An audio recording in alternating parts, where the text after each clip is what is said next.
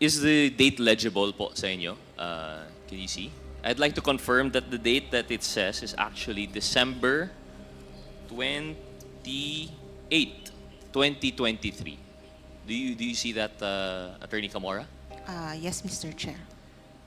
And supposedly this was attached. I'm not sure if this would come in for the first batch of response in December 2023 or if it came in with the second batch of response in March 2024. But this is supposedly a DEP presented for the fourth quarter of 2022. Isn't it strange, not really strange, it's outright false for it to justify an expense in 2022, but the date is 2023. Would that be correct, Ms. Camora? Attorney Camora? That is correct, Mr. Chair. Actually, one of the findings under the notice of suspension is that some of the acknowledgement receipts were dated December 2023 and some were even undated. Yes. And this would be the basis for disallowance? Or was this, this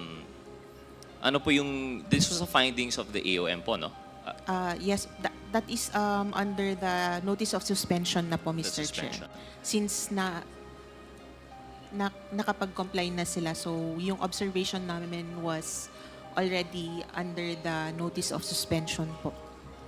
How would it be complied po, Attorney Camora? How did they rectify the AR? My understanding po is pag submitted po yung AR, this is already supposedly presumed to be regular, and then you have an outright problem such as 2023. Although you might say na typographical error, but correct me if I'm wrong, this happens more than once po. Is that correct, Attorney Camora? That is correct, Mr. Chair. Would you know how many ARs exactly yung dated 2023 submitted for 2022? Mr. Chair, we have attached it in the original notice of suspension. However, we do not have the figures today.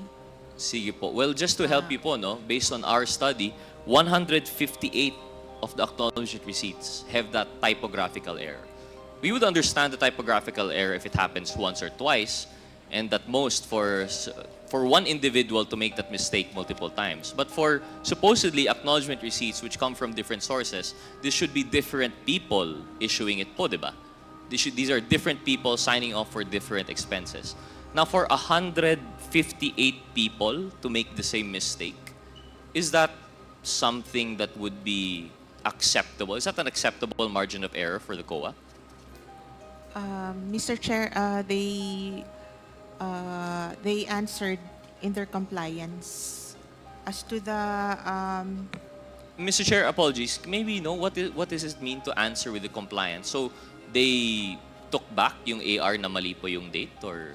No, Mr. Chair. Yung compliance nila contained their answers why they had the acknowledgement receipts dated December 2023 and undated acknowledgement receipts. And what was the answer po, Attorney Camora?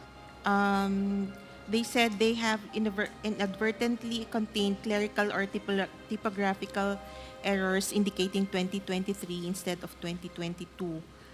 Considering the nature of confidential activities which are usually conducted discreetly and completed within a short period of time, and in addition to the lack of attention to details of personnel attending to voluminous papers from several individuals, some data in the acknowledgement receipts submitted as proof of transactions may have been missed. Mr. Chair, apologies. I think that portion would suffice po, Attorney Camora. No? So the answer of compliance, they did not dispute, they did not take back the ARs, but they simply gave that defense that it was an inadvertence, or basically typo nga po siya. But precisely the point, Mr. Chair, that I think that the committee should consider is that it's a typographical error for 158 acknowledgement receipts. This is not something that I think, although we do not argue with the COA, of course, this is their jurisdiction. It is precisely their decision if that compliance would be sufficient. However, I think for us to consider in strengthening the laws that we are going to craft, in support perhaps of the joint memorandum circular, I think we have to be stricter with the acknowledged receipts to be issued. Because, Mr. Chair, I would like to propose one thing. Of course, the COA will not be able to answer this. But given the timeline po, no, September 2023 yung first na AOM. The October 2023 was the compliance with the first batch of ARs. And then December 2023, the notice of suspension. And that was the time siguro po, no, that they were coming up with these new ARs. It would make more sense, Mr. Chair, for them to make that mistake. Because when you, pag nagkaka-typographical error po natin sa date, the usual mistake is you put on the date that is current. Isn't it possible, Mr. Chair, based on human experience, isn't it more likely that these ARs were prepared a year after the fact already? That they were prepared in December 2023, because this precisely coincides with the date in which they submitted the second batch of the ARs. I don't think, Mr. Chair, this was a mistake that was committed in December 2022. This was a mistake that was committed after the fact, after the AOM, and after the notice of suspension, when they were rushing to comply with yung mga butas po na lahat ng COA. I think this is something that the committee should consider, especially when it comes to the compliance with the COA. We are not faulting the COA, of course, and we respect them. This is their jurisdiction.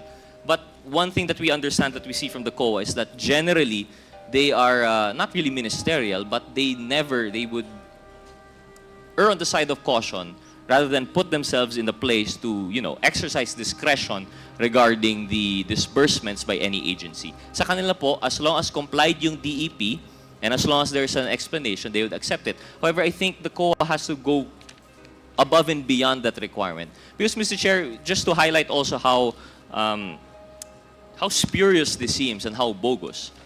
If December 2022 po yung date dapat ng AR, tapos December 2023 yung date, it wouldn't even correspond to any confidential funds. It's not possible if ever the reasoning was nagkapalitan ng AR, because I understand that might be one of the excuses for inadvertence. Baka nagkapalitan yung AR for December 23 and December 2022. Pero wala pong December 2023. If we recall, the fourth quarter of the confidential funds for the Office of the OVP was never dispersed.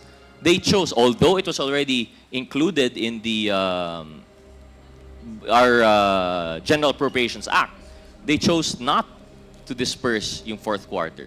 So saan po na ilalagay itong December 2023 AR if, in fact, they would say inadvertence, nagkapalitan yan? Or if they say typographical error naman, it wouldn't make sense. What's that doing in December 2022? 158 times po nangyari. More likely, this was the same mistake committed by perhaps a few persons, which raises the question, are these acknowledgement receipts spurious? Are they bogus? Are they false?